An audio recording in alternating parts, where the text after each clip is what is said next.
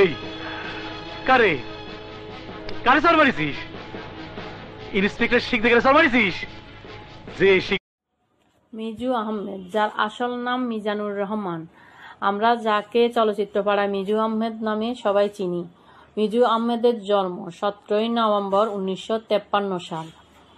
মিজু আহমেদের জন্ম 17 নভেম্বর 1953 সালে কুষ্টিয়াতে।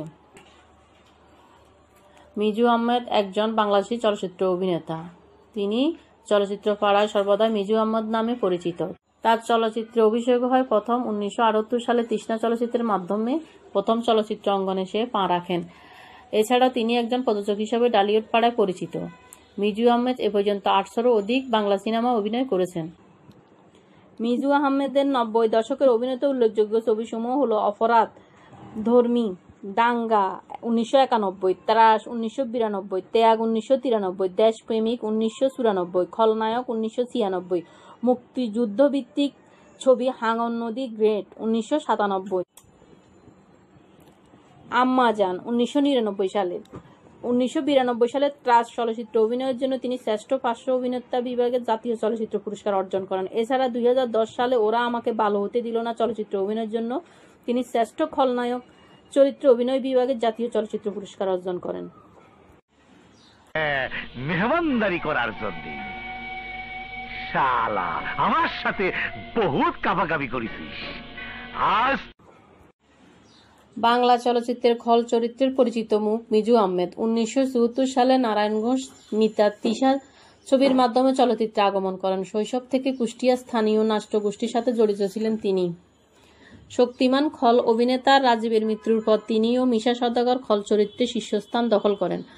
ওরা আমাকে ভালো হতে দিল না ছবির খল চরিত্রে অভিনয় করে তিনি একবার জাতীয় চলচ্চিত্র পুরস্কার অর্জন করেন। মিজু আহমেদ একাধিক ছবির প্রযোজনাও করেছেন। তার প্রযোজনা সংস্থার নাম ফ্রেন্ডস মুভিজ। মিজু আহমেদের শিক্ষাগত যোগ্যতা বিএসসি। চলচ্চিত্র শিল্প সমিতির সভাপতিও নির্বাচিত হয়েছিলেন তিনি। ব্যক্তিগত জীবনে স্ত্রী পারভিন আহমেদ, 2 মেয়ে কেয়া ও মো এবং একমাত্র ছোট ছেলে হারসাতকে নিয়ে তার পরিবার। 2017 সালে 27 মার্চ তারিখে একটি চলচ্চিত্র শুটিংয়ের জন্য ট্রেন যোগে দিনাজপুর যাওয়ার উদ্দেশ্যে তিনি বিমানবন্দর স্টেশনে অপেক্ষা করছিলেন। হঠাৎ ওই সময় হার্ট অ্যাটাকে আক্রান্ত হন তিনি। এক সময় ট্রেনে কর্তব্যরত চিকিৎসক তার পালস পরীক্ষা করে তার হার্টবিট পাননি। পরে তাৎক্ষণিকভাবে সেখান থেকে মিজু আহমেদকে রাজধানীর কুর্মিটোলা হাসপাতালে স্থানান্তরিত করা হয়। সেখানে চিকিৎসক তাকে মৃত ঘোষণা করেন। রাস্তায় লাশ ঠিকই পড়ে থাকবে, তবে সে লাশ আমার না।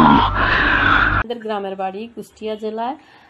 খুব সুন্দর, প্রথমে ঢুকতে বাড়িটি খুবই সুন্দর, খুব সুন্দর হলুদ রঙের রং করা, বাহিরে গাছগাছালি ভরা, পাশে বহুতল ভবন অনেক সুন্দর করে সাজানো। তো আমরা এখন ওই বাড়িটির মধ্যে আসলাম। বাড়িটির ভিতরেও খুব সুন্দর। তো বিকজ আসলে ওনার ছোটোবেলা এখানেই কেটেছে। মিজু আহমেদের শৈশব কৈশোর এই বাড়িটির মধ্যেই তিনি বড় হয়েছেন। তো আমরা এখন এখানে একটা মেহেদি গাছও দেখতেছি, খুব সুন্দর। তো বাড়িটির চতুর্পাশ সুন্দর টাইস করা একদম। তো আমরা মিজু আহমেদের সেই ছোটোবেলার বেড়ে ওঠা ঘর, আসলে এখানে তার ছোটোবেলার সব কিছু মিশে আছে এই ঘরের সাথেই। এটা হচ্ছে মিজু আহমেদের ছোটোবেলার বেড়ে ওঠা ঘর, আসলে এখানে তার ছোটোবেলার সব কিছু মিশে আছে এই ঘরের সাথেই। এটা হচ্ছে মিজু আহমেদের মেঝো ভাই। এটা হচ্ছে তার ঘরের ভিতর, হচ্ছে মিজু আহমেদের ভাই ও তার বউ। ছবিতে তো আমি খালি মিজু আহমেদের ভাই ও তার বউ। ছবিতে তো আমি খালি মেন ভিলেনের ছেলের পার্টি করেছি, তারপর তো আমি নিজেই মেন ভিলেন হয়েছি। তো ওইটা আমি চেয়েছিলাম, ওইটা আমি পেয়েছি, এবং সারা বাংলাদেশের মানুষ আমাকে কিন্তু পছন্দ করে এই চরিত্র অভিনয় করার জন্য। এবং খালি অভিনয় করলে দর্শক নন্দিত হয়েও লাভ নেই, জাতীয়ভাবে কিছু পাওয়া উচিত, সে জাতীয় পুরস্কারও আমি পেয়েছি। যদি কেউ বিপদে পড়ে, যদি কোনো সমস্যা হয়, সবার আগে কিন্তু আমিই যাই। কেউ মরে গেলে ওই জানাজায় কিন্তু আমিই যাই, এফডিসিতে না। হয়তো এফডিসিতে লাশ আসলোই না, কিন্তু আমি কি উপস্থিত হই। শেষ কথাগুলা কিছু বলার সুযোগ করে ছবিতে মিজু আহমেদের মেঝো ভাই, মিজু আহমেদের মেঝো ভাই।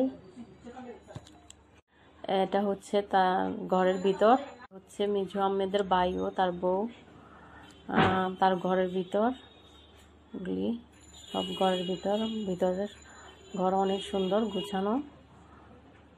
অনেক আগের যুগের সেই কাঠের ছাউনি দেওয়া, উপরে ভিতরে সেই তাজমহলের ছবি সুন্দর করে গুছানো। ওনাদের আসলে ঘরটা অনেক পরিপাটি গুছানো, ভিতরে অনেক সুন্দর। এটা হচ্ছে তার পারিবারিক ছবি, বউ আর মেয়েকে নিয়ে।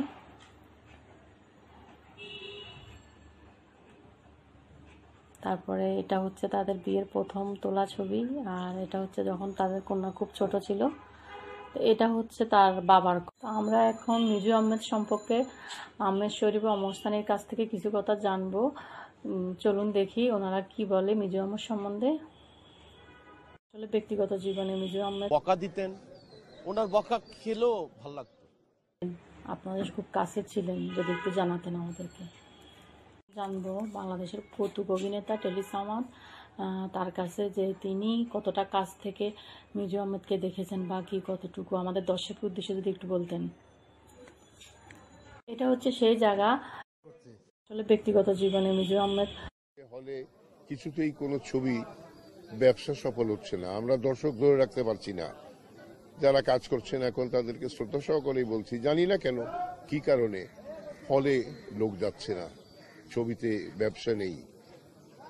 কিছু ভালো শিল্পী থাকলে হয়তো বা কিছু দর্শক আমাদের আছে, এখনো বলতে পারি যে কিছু দর্শক হয়তো এখনো আমার একটা পোস্টার দেখলে আরে আহমদ শরীফ আছে, চল তো দেখি ছবিটা। তিনি যখন প্রথম প্রযোজিত ছবি মহৎ তৈরি করেন, সেই ছবির হিরো আমি ছিলাম। এবং একসময় বলতেন যে একটা ছবি ওনার, আমার একটা ছবি যখন নাকি ফ্লপ করলো, চালবাস ছবিটা মোটামুটি ব্যবসা করেনি, আমি বললাম যে সরি মিজু ভাই।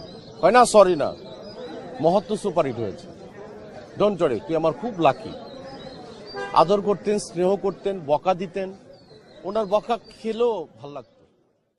আপনাদের খুব কাছে ছিলেন, যদি একটু জানাতেন আমাদেরকে। জানবো বাংলাদেশের কৌতুক অভিনেতা টেলি সামাদ, তার কাছে যে তিনি কতটা কাছ থেকে মিজু আহমেদকে দেখেছেন বা কি কতটুকু, আমাদের দর্শকের উদ্দেশ্যে যদি একটু বলতেন। এটা হচ্ছে সেই জায়গা। সেই ফাংশন অ্যারেঞ্জটা করতো মিজুরা, মিজু আমার দ্বারা করতো। তখন মাঝে মাঝে বলতো আমাকে, টেলি ভাই আমি যদি একটু ফিল্মে যেতে পারবো? আমার না, নিশ্চয়ই যেতে পারবো, কেন যেতে পারবো? তোমার ইয়ে থাকলে, সাহস থাকলে, অভিনয় ক্ষমতা থাকলে নিশ্চয়ই তুমি অভিনয় করতে পারবে, যেতে পারবে। এটা হচ্ছে সেই জায়গা। এখানেই তিনি চলচ্চিত্র শুটিংয়ের জন্য আসলে সর্বক্ষণ এই সোফাটির মধ্যে নামাজ পড়তেন 5 ওয়াক্ত, এখানে শুয়েও থাকতেন তিনি। ঠিক যেদিন তিনি মারা যাবেন সেদিনও ঠিক দুপুরবেলা এখান থেকে খাওয়া দাওয়া করে তিনি রওনা দিয়েছিলেন। এই জায়গাটাই ভিতরে ওনার বিশেষ করে বিশেষ সময় কাটতো। এখানে যে ছেলেটিকে দেখছেন সেই বেশিরভাগ ওনার দেখাশোনা করতো। এটা দুজনে ভাত খেলো, আমাদের একজন আপা ছিল পারবিন আপা বেড়ে দিল খেয়ে। এখানে সবসময় উনি এখানে ছাড়া কখনোই কোনো জায়গায় পড়ে না, আর এই সিটটায় যে বসবে সে ছাড় আসলেই ছেড়ে দেয়, সবসময় এই সিপাটা। তার বাবার কবর, আর এটা হচ্ছে তার মার কবর, এটা তার মায়ের কবর, আর এটি হচ্ছে মিজু আহমেদের নিজের কবর, মরহুম আবুল মোহাম্মদ। এই যে লিফলেটে লেখা আছে, এটা হচ্ছে মিজু আহমেদের কবরস্থান। তো ভিউয়ার্স, আসলে এখানে আমাদের সে শক্তিমান অভিনেতা চিরনিদ্রায় শুয়ে আছেন। তো আমরা আসলে তার বিরোহী আত্মার মাগফিরাত কামনা করি। তো মিজু আহমেদের জন্য আপনারা সবাই দোয়া করবেন ভিউয়ার্স। তো আমার ভিডিওটি দেখে যদি আপনাদের ভালো লাগে থাকে, প্লিজ আমার চ্যানেলটি সাবস্ক্রাইব করে আর বন্ধু বান্ধবের সাথে বেশি করে লাইক শেয়ার করে দিন, পাশে থাকা ঘন্টাটা বাজিয়ে দিন, যেন আমার নতুন ভিডিও দেওয়া মাত্র আপনারা পেয়ে যান। তো আপনাদের মাঝে আবারও ফিরে আসবো নতুন কোনো বিনোদনের, আবার কোনো নতুন ভিডিও নিয়ে আপনাদের মাঝে হাজির হব নীলপরি বিনোদন ব্লগ থেকে। সে পর্যন্ত এখানে বিদায়, আল্লাহ হাফেজ ভিউয়ার্স। আমাদের ভিডিওটি ভালো লাগলে লাইক, কমেন্ট করে আপনার মতামত দিন। সাথে থাকার জন্য সাবস্ক্রাইব করুন এবং বেল বাটনটিতে ক্লিক করুন।